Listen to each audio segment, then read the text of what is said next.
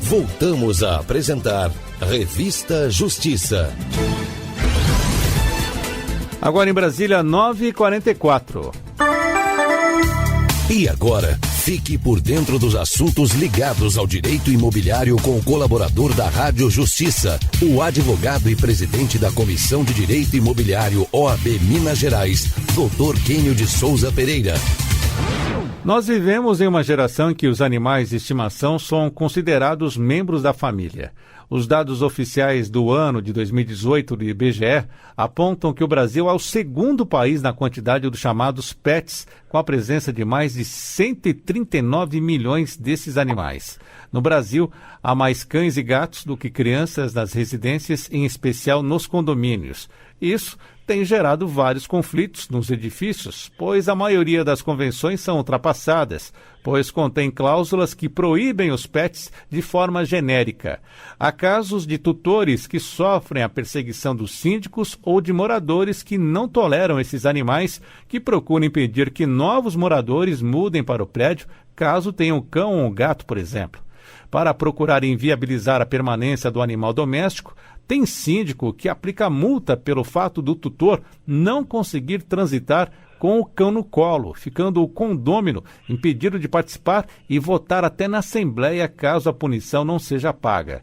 Para explicar sobre esse abuso dos condomínios em afrontar o direito dos moradores de terem o seu pet em seus apartamentos e a jurisprudência que já está pacificada no STJ sobre essa questão, vamos conversar agora com o presidente da Comissão de Direito Imobiliário da OAB de Minas Gerais, o advogado Quênio de Souza Pereira. Ele também, que em nível nacional, é presidente da Comissão de Direito Imobiliário da OAB Federal.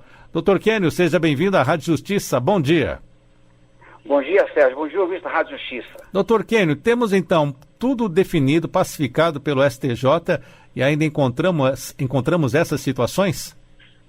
Infelizmente, sim. Lamentavelmente, grande parte da população brasileira não acompanha as decisões do STJ, ou seja, ainda há um desconhecimento enorme de que aquelas cláusulas das convenções são ultrapassadas, em que era comum proibir animais da década de 70, 60, essas cláusulas já caíram por terra.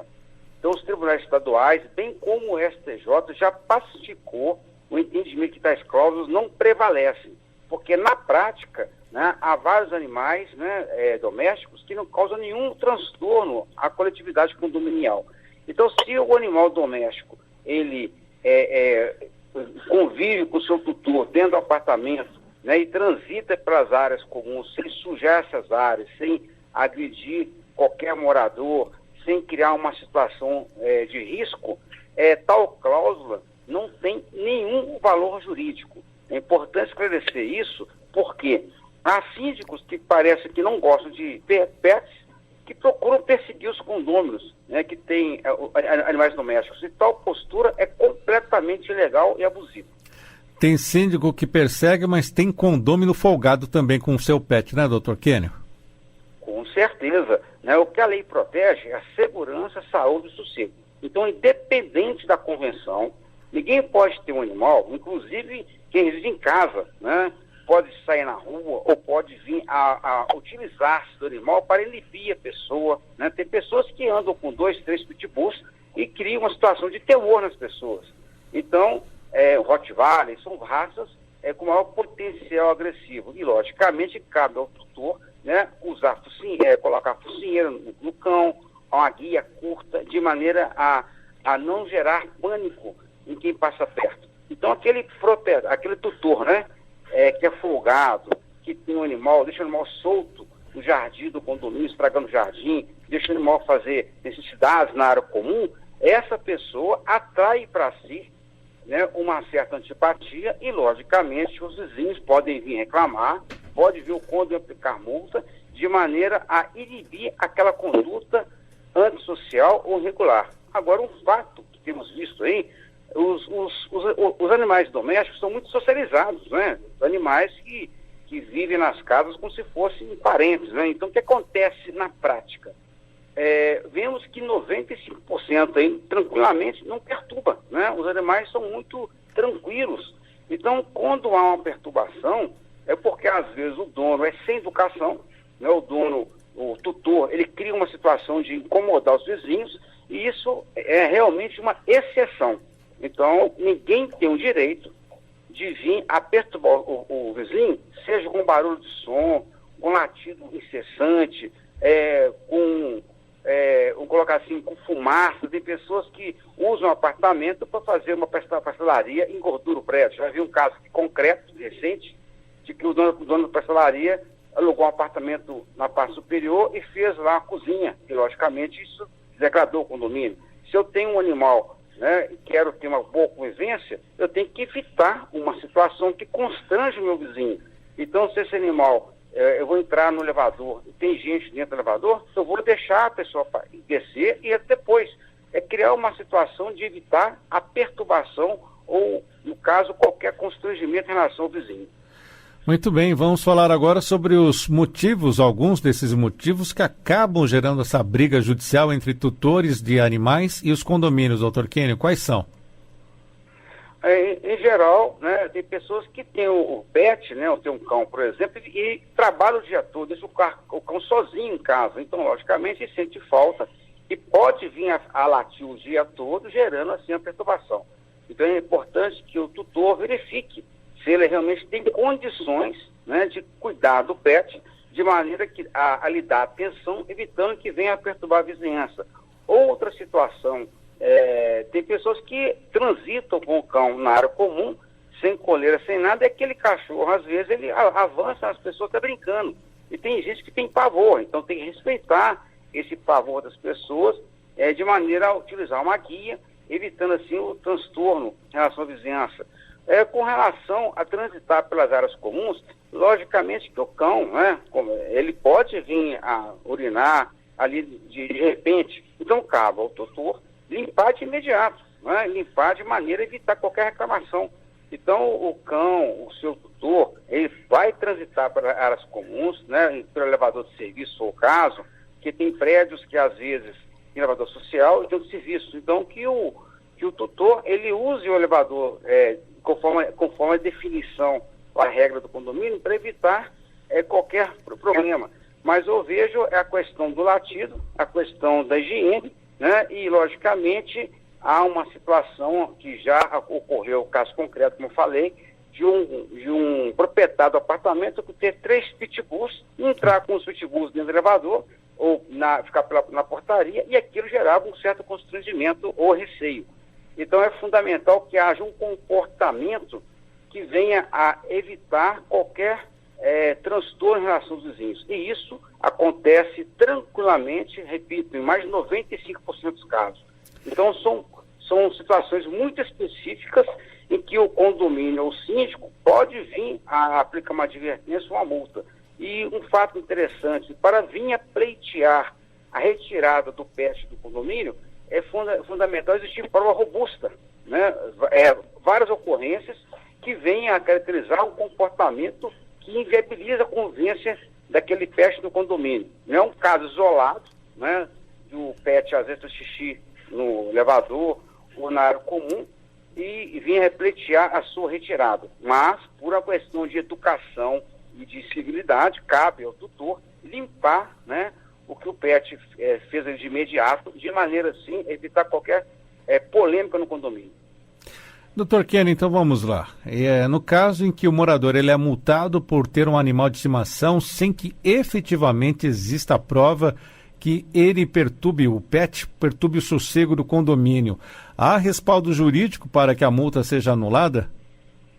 Com certeza. Vemos várias decisões judiciais, são várias, né, em que o síndico, de maneira desavisada ou mal informada, aplica uma multa sem qualquer técnica jurídica. Multar alguém é uma penalidade, isso gera um constrangimento. Tem pessoas que até multam do edifício em função de uma multa.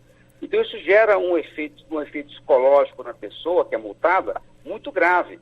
Então é fundamental que haja realmente uma análise concreta, né, que notifique primeiro o tutor, ou não só em relação a cão, qualquer outro problema no condomínio social, é necessário que haja uma notificação caracterizando exatamente o que aconteceu como infração, de maneira que a pessoa possa vir a explicar ou se defender. E, logicamente, que a multa aplicada de forma irregular, ela é passível de nulidade E um fato que eu ressalto, né, que tem pessoas que às vezes elas não pagam a multa e acabam sendo tratadas como inadimplência do condomínio, que é uma coisa muito grave, né? Porque as pessoas, elas prezam pela sua honra, pela pontualidade, pelo cumprimento das obrigações. Então é interessante que o síndico, antes de aplicar qualquer multa, venha a ter uma consultoria jurídica para evitar qualquer ato irregular que pode vir a causar um constrangimento muito grande no morador. Doutor Kênio, fale para nós então a respeito dessa decisão de 2019 do Superior Tribunal de Justiça. Quais são os limites que o condomínio pode regulamentar? Um condomínio, ele pode proibir a existência de pets ali no prédio? O STJ, né, a última decisão de 2019 foi muito didática, né? Porque os ministros compreenderam o seguinte: primeiramente, aquela cláusula na convenção que venha a proibir o pet, o animal que coloca em risco o sossego, a segurança, a tranquilidade do condomínio, essa cláusula é legal, né, porque está colocando a questão de restrição somente a animais que causam transtorno no condomínio. A outra situação é que pode acontecer a convenção ser omissa em relação a isso, em relação aos animais. O fato de ser omissa não quer dizer que autoriza ter um animal que venha perturbar, porque aí, no caso, vai prevalecer o artigo 19 da Lei 4.591 e o artigo 1335 e 1336 do Código Civil. Ou seja, a própria lei estabelece que ninguém pode usar a propriedade de forma nociva. Então, se houver uma situação nociva com relação ao pet no condomínio, o síndico do condomínio pode tomar providências, advertir o tutor ou até multá-lo nesse sentido. E a outra hipótese que o STJ colocou muito claro é que aquela cláusula na convenção que venha a proibir a permanência de animais de forma genérica, ou seja, qualquer tipo de animal, independente do tamanho, do porte, o que for, né? Essa cláusula, ela se mostra excessivamente danosa, ou se mostra um excesso legislativo, né? Que eu falo, legislativo em termos de condomínio, né? Que as pessoas se reúnem e elaboram essa lei interna que é a convenção.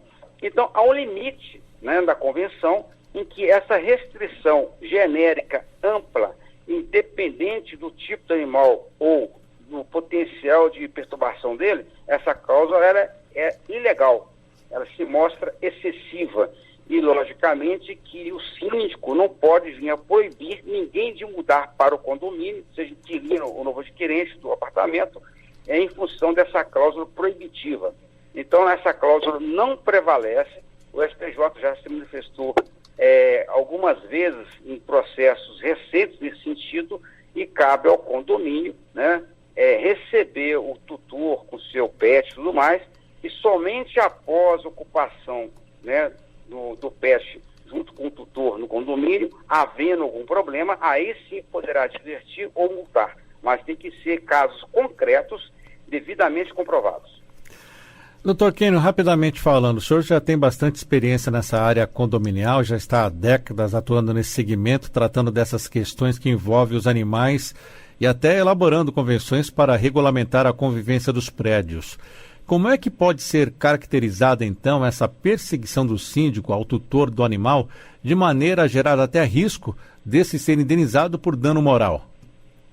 Isso pode acontecer, inclusive, com essa modernidade das câmaras, né? Tem síndicos que parece que não tem outra ocupação e fica vigiando o tutor do animal de maneira como se fosse uma pessoa não grata, né?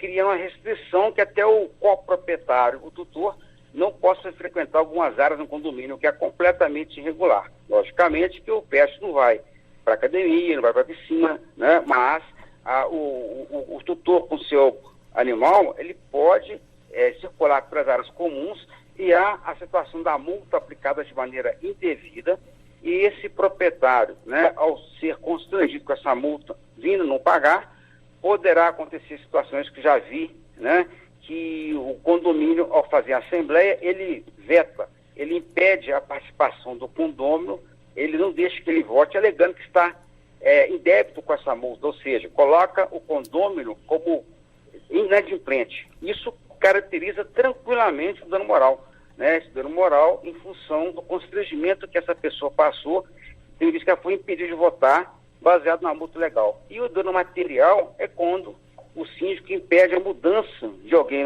para o apartamento, gerando assim a perda do aluguel, a perda de uma renda que o proprietário teria se não houvesse essa restrição em relação ao futuro inquilino. Então há um dano moral e há um dano material que pode sim ser aplicado ao condomínio em algumas situações específicas. Muito bem, doutor Kênio de Souza Pereira participando conosco, advogado, vice-presidente da Comissão Especial de Direito Imobiliário do OAB Nacional, falando conosco hoje no quadro Direito Imobiliário a respeito da perseguição que síndicos podem exercer para donos de pets. Doutor Kênio, muito obrigado mais uma vez, até a próxima, um abraço. Um abraço e tudo de bom para todos.